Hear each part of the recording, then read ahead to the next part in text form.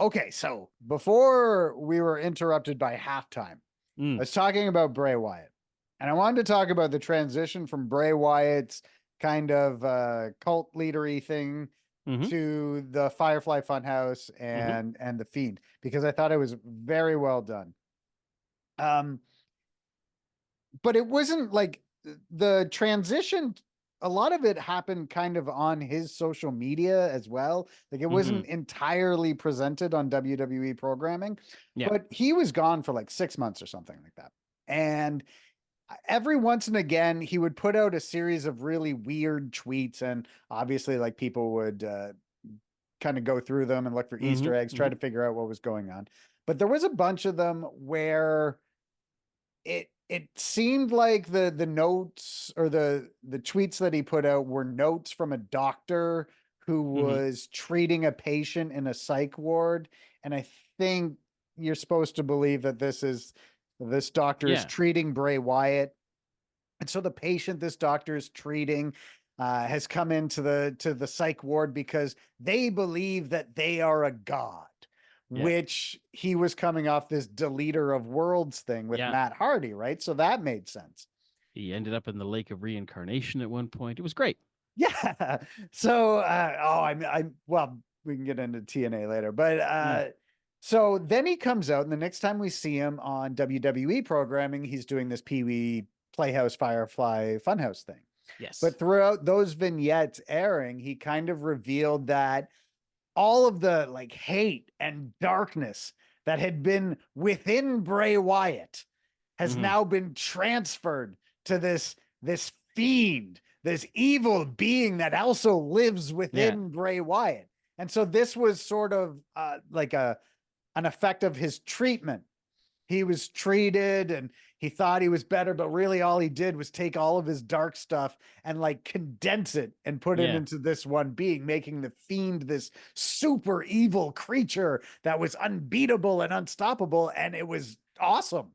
It was awesome, the run of the fiend. And I thought a lot of people didn't get the character or felt that the character was just like a lot of nonsense. But really, hmm if you really dove headfirst into it, and all the riddles and all the stuff, there was like a lot of creativity to it. And you know, if you're okay with supernatural stuff in your wrestling, I thought it was very, very hmm good.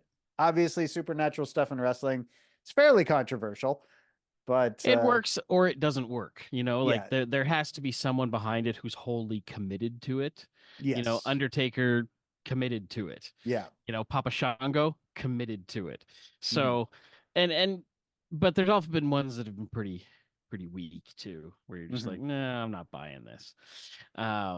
The real see the Bray Wyatt thing is really interesting because Bray Wyatt, they talk about the psychology of wrestling, and Bray Wyatt really understood just psychology of the audience. yeah, He knew how to get out there, and he really wanted to put things into the audience, ideas and thoughts into the audience that they'd never seen before from a wrestling program.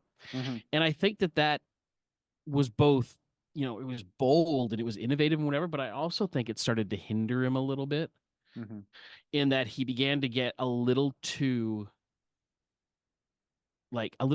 into what he was doing. And I work in creative mediums, and I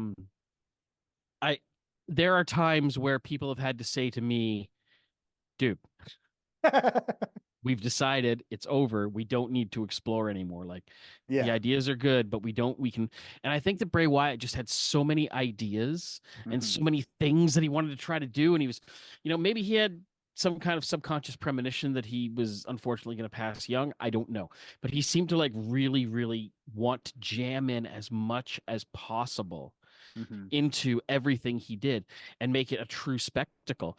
And I think that is something that lends itself to more supernaturally type stuff. yeah, And they're saying that Uncle Howdy may be showing up even as soon as the Saudi show, the King and Queen of the Ring show. maybe, So we'll have to see how that goes to see a Bray Wyatt style thing not done by Bray Wyatt. And yeah, yeah, Bo Dallas, Taylor Rotunda is involved, and he's playing Uncle Howdy and stuff like that.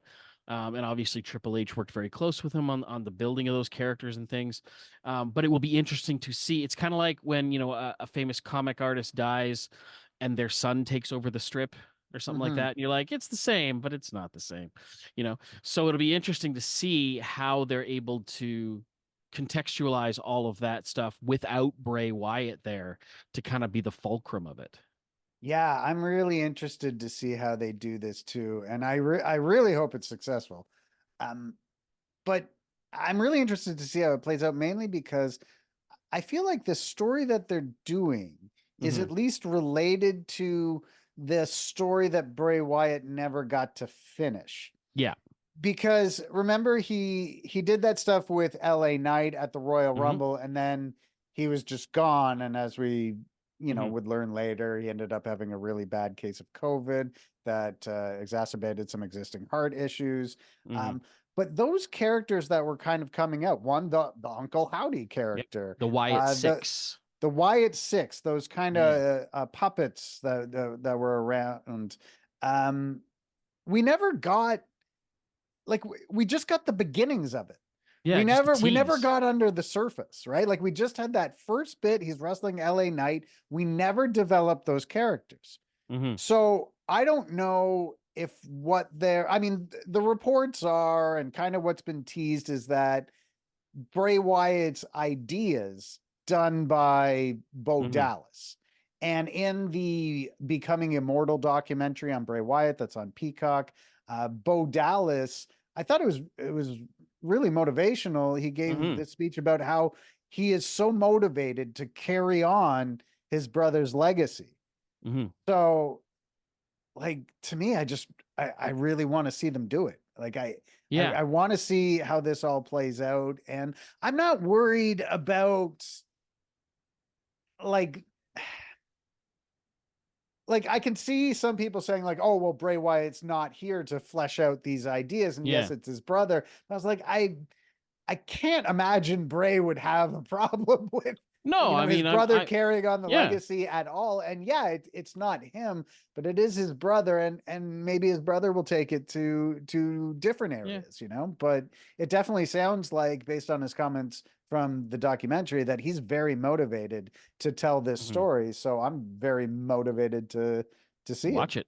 Yeah. Yeah. There's two aspects of it. One, it's kind of like when, a famous author dies and then someone else finishes their book for them. Hmm. And you're like, ooh, I don't know if it's going to work out. Do I trust the person who took it over? Blah, blah, blah. And the other thing too is that, yeah, during the course of that documentary, I feel like we get a lot more sense of who Taylor Rotunda was in Yeah. relation to Bray Wyatt. And also, I am sure that Bray Wyatt was the kind of guy who like wrote this stuff down and Yeah. laid it out meticulously. So, I hope they can pull it off. I hope it's really cool. I really want to see it be cool.